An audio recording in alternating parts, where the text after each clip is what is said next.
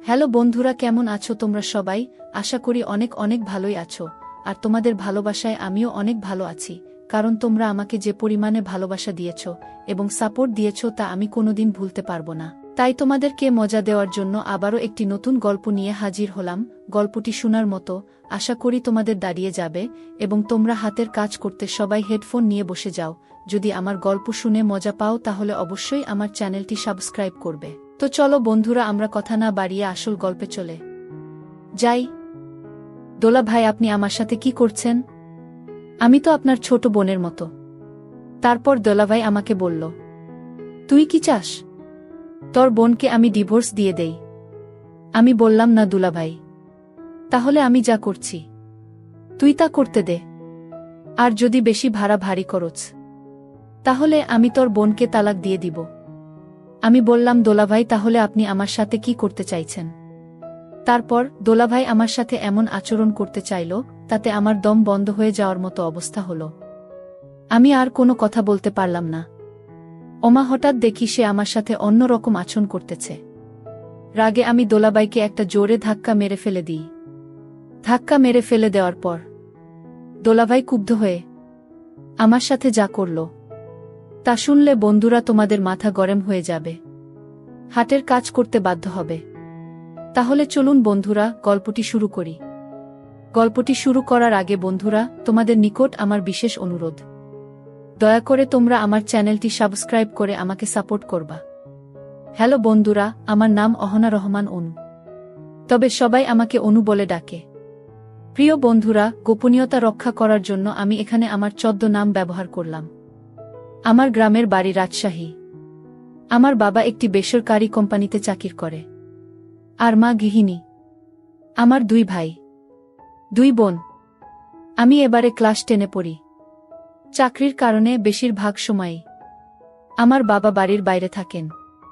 আমার 2 ভাই, এক ভাইয়ের নাম শফিকুল, আরেক ভাইয়ের নাম রফিকুল। সবেমাত্র তারা বিদেশ গিয়েছে, তারা এখনো বিয়েশাদী করে নাই। তারা দুজনেই বিদেশ প্রবাসী। একজন থাকে দুবাই, আরেকজন থাকে মালয়েশিয়ায়। আর আমার বড় বোন, যার নাম উর্মিলা রহমান উমি, তবে সবাই তাকে উনি বলে ডাকে। সে গত বছর অনার্স ফার্স্ট ইয়ারে উঠেছে, আর আমি এই বছর এসএসসি পরীক্ষা দিব। আমরা দুজনেই দেখতে প্রায় সমান সমান হয়ে গিয়েছিলাম। আমাদের পরিবারে আমরা দুজনেই ছিলাম অনেক সুন্দরী, তবে আমার বড় বোনের চাইতে সবাই বলে আমি নাকি অনেক সুন্দরী।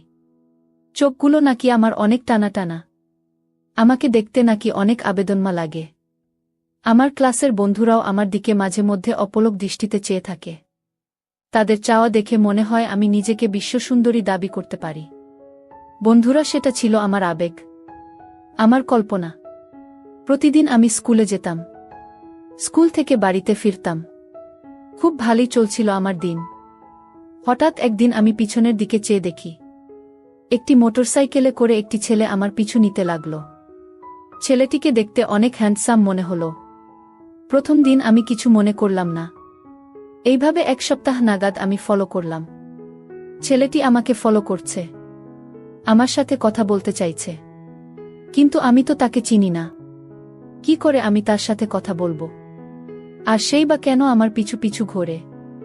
আমার মনের ভিতরে সন্দেহের গুড় পাক খেতে শুরু করল। 8ম দিনের মাথায় ছেলেটি একটি ফুল নিয়ে আমার জন্য দাঁড়িয়ে রইল, আর আমাকে ডাক দিল, এই যে শুনছেন, আমি আপনাকে ডাকছি। তারপর অত্যন্ত বিনয়ের সাথে আমাকে একটি ফুল দিল। ফুলটি খুবই সুন্দর ছিল। আমি বললাম, ভাইজা, আপনি কেন আমাকে ফুল দিচ্ছেন? তখন সে আমাকে বলল, আমি আপনাকে কেন ফুল দিচ্ছি? ও আচ্ছা, তাহলে শুনুন। অপরিচিত কাউকে যদি ভালো লাগে, তাহলে এই ভালো লাগাটা প্রকাশ করার জন্য সর্বপ্রথম ফুল দিয়ে প্রকাশ করায় আমার কাছে বেটার মনে হচ্ছে। আমি বললাম, ও আচ্ছা, তাই তো আমাকে আপনার কেমন লাগে? সে বলল, দুনিয়াতে তোমার মতো সুন্দর, তোমার মতো স্মার্ট, তোমার মতো হ্যান্ডসাম, তোমার মতো কিউট মেয়ে আমি আর জীবনে দেখি নাই।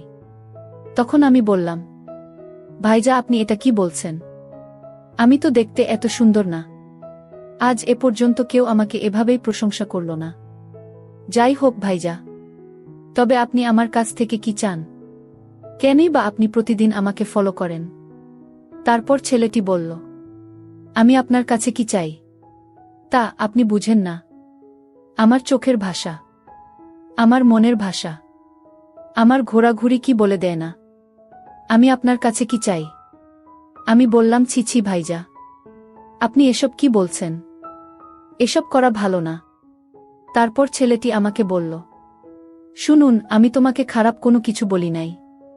আমি তোমাকে শুধু এইটুকুই বলতে চাই, আমি তোমাকে ভালোবাসতে চাই, আমি তোমাকে বিয়ে করতে চাই। আমি বললাম, কি বলছেন ভাইজা? আমি তো আপনাকে ভালো করে চিনি না, তাহলে আমি কি করে আপনার সাথে কথা বলবো? আর তাছাড়াও আপনি যদি আমাকে বিয়ে করতে চান, তাহলে আমার পরিবারকে আপনি জানান। আর এইসব প্রেম ভালোবাসা আমার দ্বারা হবে না। ছেলেটি বলল, দেখুন, আপনি আমাকে চিনেন না, আমিও আপনাকে চিনি না, তো আমরা কিছুদিন নিজেদের মধ্যে কথা বলি, একে অপরকে খুব ভালোভাবে চিনি। ছেলেটির কথা শুনে মনে হল ছেলেটি অনেক ভদ্র, তাই আমি তাকে জিজ্ঞেস করলাম, ভাইজা, আপনার নাম কি? সে তখন বলল, আমার নাম রোহিত তালুকদার, আমার গ্রামের বাড়ি হবিগঞ্জ জেলায়, আমি এখানে চাকরির সুবাদে এসেছি, আমি এই শহরেই থাকি, তোমাদের বাড়ির আশপাশেই আমার বাসা। তোমাকে যেদিন আমি প্রথম দেখেছিলাম সেদিনই আমার মনে ধরেছিল, তারপর থেকেই আমি তোমার পিছনে ঘোরাঘুরি শুরু করলাম। আমি বললাম, ভাইজা, আপনার বাড়ি হবিগঞ্জ আর আমার বাড়ি রাজশাহী, সুতরাং বিদেশি ছেলেদেরকে বিশ্বাস করতে আমার খুব ভয় হয়। আর ইদানিং ছেলেরা কত ধরনের প্রতারণা করছে মেয়েদের সাথে। সরি ভাইজা, আমাকে মাফ করে দিয়েন। আমার এরকম কথা শুনে ছেলেটির মন খারাপ হয়ে গেল। বুঝতে পারছি ছেলেটি খুব নিজেকে খুব অসহায় মনে করছে। তারপর ছেলেটি চলে যেতে চাইল, তবে চলে যাওয়ার পূর্বে ছেলেটি আমাকে তার একটি কার্ড দিয়ে বলল, যদি মনে করেন যে আমি ভালো, আমি আরও অন্য 2-4টা ছেলের মতো না, তাহলে দয়া করে আমাকে এই নাম্বারে একটি কল দিবেন। আপনার কলের প্রত্যাশায় আমি রইলাম। তবে যদি আপনি আমাকে একটি কল দেন, তাহলে মনে করব দুনিয়াতে সবচেয়ে সৌভাগ্যবান ব্যক্তি আমি। এই বলে ছেলেটি আমার কাছ থেকে চলে গেল। আমিও বাড়িতে চলে আসলাম। বাড়িতে এসে ফ্রেশ হয়ে খাওয়া দাওয়া করলাম। দেখতে দেখতে সন্ধ্যা হয়ে গেল, তখনও রাত 9টা বাজে। হঠাৎ আমার এই ছেলেটির কথা মনে পড়ল। তার কার্ডটি হাতে নিলাম, তার নাম্বারটা দেখলাম। একবার ভাবলাম, কল দিব কি দিব না। আমতা আমতা করে হঠাৎ ছেলেটির নাম্বারে একটি কল দিলাম। ছেলেটি আমার কল পেয়ে মনে হলো যেন আনন্দে উল্লাসিত হয়ে গেল, আর বলতে লাগলো, আমি সত্যিকার অর্থে অনেক ভাগ্যবান। আপনি যে আমাকে কল দিবেন তা আমি কখনো কল্পনাও করি নাই। ভেবেছিলাম আমি যাকে জীবনে একটিবার পছন্দ করেছিলাম সে হয়তো অন্য কারো হয়ে আছে, যে জন্যই সে আমাকে না করে দিয়েছে। এখন আমার সকল ভাবনা মিথ্যা হয়ে গেল। তারপর ছেলেটি আনন্দের সাথে আমাকে জিজ্ঞেস করল, এই যে মিস দয়াকরে, এবার বলবেন আপনার নামটা কি? ছেলেটির কথা শুনে আমার কাছে খুব ভালো লাগছিল, খুব মিষ্টি কণ্ঠ। তারপর আমি বললাম, আমার নাম অহনা রহমান অনু, তবে সংক্ষেপে সবাই আমাকে অনু বলে ডাকে। চাইলে আপনিও আমাকে অনু বলে ডাকতে পারেন। ছেলেটি বলল, তুমি যদি আমাকে অন্য বলে ডাকার অধিকার দাও, তাহলে আমি খুব খুশি হব। তারপর ছেলেটি বলল, অনু, আমরা কি খুব ভালো বন্ধু হতে পারি? ছেলেটির কথা শুনে আমার মনের ভিতরটা কেঁপে উঠল। যতই আমি চাইছি ছেলেটির কাছ থেকে দূরে থাকতে, তার কথা, তার মিষ্টি কণ্ঠ আমাকে তার কাছে টেনে নিয়ে যাচ্ছে। কি করি বুঝতে পারছি না। এইভাবে একটু একটু করে কথা বলতে বলতে তার সাথে আমার গভীর সম্পর্ক হয়ে যায়। তার সাথে এইভাবেই চলতে থাকে আমার দৈনন্দিন মোবাইলে কথাবার্তা। ছেলেটির সাথে যতই কথা বললাম, মনে হলো ছেলেটি খুব ভালো।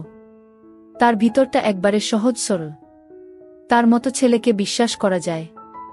এইভাবে যেতে লাগলো আমাদের সময়। কিছুদিন পর আমার বড় বোনের বিয়ের জন্য আমার বাবা একটি সম্বন্ধ আনলেন। ছেলে নাকি ঢাকায় ব্যবসা করে, অনেক টাকা পয়সাওয়ালা, অনেক বড়লোক। তার সাথে দেখতে শুনতেও নাকি অনেক ভালো, অনেক সুন্দর, অনেক কিউট। সবার কথা শুনে আমাদের ফ্যামিলি, আমার বাবা, আমার মা, ভাই বোন সবাই বিয়েতে রাজি হয়ে গেল। তারপর ওই ছেলেটির সাথেই আমার বড় বোনের বিয়ে হয়ে গেল। বিয়ের দ্বিতীয় দিনের মাথায় আপু আর দুলাভাই আমাদের বাড়িতে আসলো। দুলাভাই এই প্রথম আমাকে খুব ভালোভাবে দেখল। আমাকে দেখে সে হা করে তাকিয়ে রইল। আর মনে মনে ভাবল, আমার শালিকা এত সুন্দর, আমি তো জানতাম না। আগে যদি জানতাম তাহলে আমার বুকে রেখে আমার শালিকাকে বিয়ে করতাম। দুলাভাইয়ের এমন চাহনি দেখে মাঝে মধ্যে আমার খুব বিরক্ত বোধ হতো। বাড়িতে এসে দুলাভাই আমাকে ডাকলো, এই অনু, কোথায় আছো? আসো একটু এদিকে, তোমাকে একটু ভালো করে দেখি। তারপর দুলাভাই এর ডাক শুনে আমি তার কাছে গেলাম। সে আমাকে ডেকে বলল, মাশাআল্লাহ, এত সুন্দর, এত রূপ তোমার। জানি না কার কপালে এই চন্দম আছে। দুলাভাইজের এরকম কথা শুনে আমি লজ্জায় চলে গেলাম। কেন জানি দুলাভাই এর চাহনি আমার কাছে কেমন যেন মনে হয়। তারপর ভাবলাম নতুন দুলাভাই হয়তো শালির সাথে মজা করছে। আমিও তার সাথে একটু ফ্রি ভাবে কথা বলার চেষ্টা করলাম। যদি আমি দুলাভাইয়ের সাথে একটু ফ্রি হয়ে কথা না বলি, তা না হলে আমার বোনের কাছে বিচার দিবে। আর এতে হয়তো আমার বর বোনের মনে অনেক কষ্ট পাবে, অনেক ব্যথা পাবে। যতই আমি দুলাভাইয়ের সাথে ফ্রি হতে চাইলাম, ততই দুলাভাই শুধু আমার এখান থেকে সুযোগ নেওয়ার চেষ্টা করবে বলে আমার কাছে মনে হচ্ছে। যাই হোক, বড় বোনকে খুশি রাখতে, বোনের সংসারকে খুশি রাখতে দুলাভাইয়ের সাথে আমার খুব ভালোভাবে কথা বলতে হতো। আর এদিকে আমার রোহিতের সাথে আমার নিয়মিত কথা হতো। সে আমার খুব খেয়াল রাখে, প্রতিদিন আমার খোঁজ খবর নেয়। মাঝে মধ্যে মনে হয় রোহিতের সাথে দুলাভাইয়ের বিষয়টা শেয়ার করি। তারপর ভাবলাম যদি এই বিষয়টা শেয়ার করি তাহলে হয়তো রোহিত আমাকে নেগেটিভ ভাববে, এবং কি সে আমাকে ভুল বুঝতে পারে, আমাদের সম্পর্কের মধ্যে ফাটল ধরতে পারে। এসব কিছু ভেবে তার সাথে আমি আর এই বিষয়টা শেয়ার করি নাই। এভাবেই চলতে থাকে আমাদের জীবন। রোহিতের সাথে আমার প্রতিদিন কথা হয়, মাঝে মধ্যে তার সাথে আমি দেখাও করি। সত্যি বলতে তার সাথে আমি খুব ভালোই ছিলাম। কিন্তু এর মধ্যেই আমার জীবনে নেমে এলো একটি অন্ধকারাচ্ছন্ন একটি ঘটনা, যে ঘটনা আমাকে এখনো কুরে কুরে খাচ্ছে। আপুর বিয়ের প্রায় 1 বছর হয়ে গেল। আপু এখন সন্তান সম্ভাবনা, সম্ভবত তার ছেলে সন্তান হবে। সে বেশি নড়াচড়া করতে পারে না, তাই খুব অসুস্থ বোধ হয়। সেই জন্যই আপু আর দুলাভাই আপুকে কিছুদিন আমাদের বাড়িতে থাকার জন্য দোলাভাই নিয়ে আসে। সেই সাথে দুলাভাইও আমাদের বাড়িতে আসে। মনে হয় তারা 7 দিন থাকবে। আমরা সবাই আনন্দিত। এতদিন পর আমার আপু আর দোলাভাই আমাদের বাড়িতে আসছে। তাদেরকে খুব ভালো করে সেবা যত্ন করতে হবে, তাই আমরা সকলেই কাজ করছিলাম। সেই দিন বিকেল বেলা আপু আর দোলাভাই আমাদের বাড়িতে আসলো। তার রাতের খাবার দাবার খেয়ে শুয়ে পড়ল। আমি আমার রুমে শুয়ে পড়লাম। রাত তখন 1টা বাজে। দুলাভাই হঠাৎ আমার রুমে ফোন করে বলল, অনু, আমার সুইট শালিকা, আমার খুব পানির পিপাসা পেয়েছে, একটি তোমার দরজাটা খুলো, একটু পানি খাবা। আমি বললাম, আচ্ছা ঠিক আছে দুলাভাই, আমি দরজা খুলছি, আপনি আসেন। আমি দরজা খুলতেই দোলাভাই আমার মুখে চেপে ধরলেন। আমি আর কোনো কথা বলতে পারলাম না। আমি বললাম, দোলাভাই, আপনি আমার সাথে কি করছেন? আমি তো আপনার ছোট বোনের মতো। তারপর দোলাভাই আমাকে বলল, তুমি কি চাও তোমার বোনকে আমি ডিভোর্স দিয়ে দেই? আমি বললাম, না দুলাভাই, তাহলে আমি যা করছি তুই তা করতে দাও। আর যদি বেশি ভাড়া ভারী করো, তাহলে আমি তোমার বোনকে তালাক দিয়ে দিব। আমি বললাম, দোলাভাই, তাহলে আপনি আমার সাথে কি করতে চাইছেন? তারপর দোলাভাই আমার সাথে এমন আচরণ করতে চাইল, তাতে আমার দম বন্ধ হয়ে যাওয়ার মতো অবস্থা হলো। আমি আর কোনো কথা বলতে পারলাম না। ওমা, হঠাৎ দেখি সে আমার সাথে অন্য রকম আচরণ করতেছে। রাগে আমি দোলাভাইকে একটা জোরে ধাক্কা মেরে ফেলে দিই। ধাক্কা মেরে ফেলে দেওয়ার পর দোলাভাই ক্ষুব্ধ হয়ে ক্ষুধার্ত বাঘের মতো আচরণ করা শুরু করল। আমি খুব চেষ্টা করলাম বাধা দিতে, কিন্তু তাতেও কোনো কাজ হলো না। এক পর্যায়ে সে আমার সব কিছু বেঁধে ফেলে। আমি তার কাছে হাত পা ধরে ক্ষমা চাইলাম, তাতেও কোনো কাজ হলো না। আমি বললাম, দুলাভাই, প্লিজ আমাকে মাফ করে দেন, আপনি আমার সাথে এমন করবেন না। তারপর সে আমায় বলল, দেখা অনু, আজকে প্রায় 2 মাস হলো তোমার বোন অসুস্থ, তার সাথে আমার কিছুই হয় না। আমি অনেক দিনের ক্ষুধার্ত, আমাকে একটু খেতে দাও। এই বলে সে তার কাজ করাতে ব্যস্ত হয়ে উঠল। প্রায় 2 ঘন্টা এই রকম করার পর সে শান্ত হল। আমি চোখের পানি মুছতে মুছতে সেখান থেকে চলে এলাম। চলে এসে আমার ভালোবাসা রুহিতকে ফোন দিলাম। ফোন দিয়ে তাকে আমি বললাম, রুহিত, তুমি আমাকে ভুলে যাও। রুহিত আমার মুখ থেকে এমন কথা শুনে সে যেন পাগলে হয়ে গেল। আর বলতে লাগলো, অনু, তোমা কি হয়েছে? আমায় একটু বলাবা। আমি শুধু কাঁদতে লাগলাম। তারপর রুহিতের অনেক জোরাজোরিতে বললাম, রুহিত একটা কুমারী মেয়ের মধ্যে যা তাকে আমার মধ্যে, আজকের পর থেকে তা আর নেই। রুহিত তখন আরও আগ্রহ নিয়ে শুনতে চাইল, আমার কি হয়েছে? তখন আমি পুরো ঘটনাটি করে বললাম। ঘটনাটি শোনার পর রুহিত বলল, শোন অনু, আগামীকাল তুমি আমার সাথে একটু দেখা করো। আমি বললাম, ঠিক আছে। তারপর পরের দিন আমি গেলাম রুহিতের সাথে দেখা করতে। দেখা করার পর সে আমাকে নিয়ে কোথায় যেন যেতে শুরু করল। প্রথমে আমি খুব ভয় পেয়ে গেছিলাম। একটু পর দেখি সে আমাকে নিয়ে কাজী অফিসে চলে আসলা। তারপর সে আমাকে সেই দিনেই বিয়ে করে তার কাছে নিয়ে গেল। বিষয়টা প্রথমে আমার বাবা মা মেনে নেয়নি। পরে অবশ্য আমাদের পরিবারে ভালো চলছে। এমন অবস্থা দেখে আমার বাবা মা মেনে নিয়েছিল। আরেকটি কথা বন্ধুরা, আমি এতটা দোষী হওয়ার পরেও আমি তাকে জিজ্ঞাসা করেছিলাম যে, রুহিত, আমি তো নষ্ট হয়ে গিয়েছিলাম, তারপরেও তুমি আমাকে কিভাবে মেনে নিলে? তারপর সে আমাকে বলল, দেখো অনু, আমি তোমাকে ভালোবাসি, তোমার দেহকে নয়। আর তোমার সাথে যা হয়ে তা তোমার ইচ্ছার বিরুদ্ধে, সুতরাং তুমি আমার কাছে নির্দোষ। তারপর সে একটা মিষ্টি হাসি দিয়ে বলল, তুমি আমার মিষ্টি বউ, আমি শুধু তোমাকেই ভালোবাসি। পরিশেষে বন্ধুরা, আমি বলবো, ভালোবাসা শুধু চেহারা দেখে হয় না। সত্যিকারের প্রেমিক প্রেমিকার হাজারো ভুল ত্রুটি মার্জনা করে পাশে থাকার চেষ্টা করে। আমার স্বামীও ঠিক সেই রকম একটা মানুষ ছিল। বর্তমানে আমরা খুব সুখী পরিবার। বন্ধুরা, আজকে এই পর্যন্তই। আমি আবার আসব নতুন কোনো গল্প নিয়ে। ভিডিওটি ভালো লাগলে একটি লাইক দিন। আর তোমরা যদি এরকম ধরনের নতুন নতুন ইন্টারেস্টিং ভিডিও পেতে চাও, তাহলে দয়া করে আমার চ্যানেলটি সাবস্ক্রাইব করো। ভিডিওটি দেখার জন্য তোমাদের সকলকে অসংখ্য ধন্যবাদ।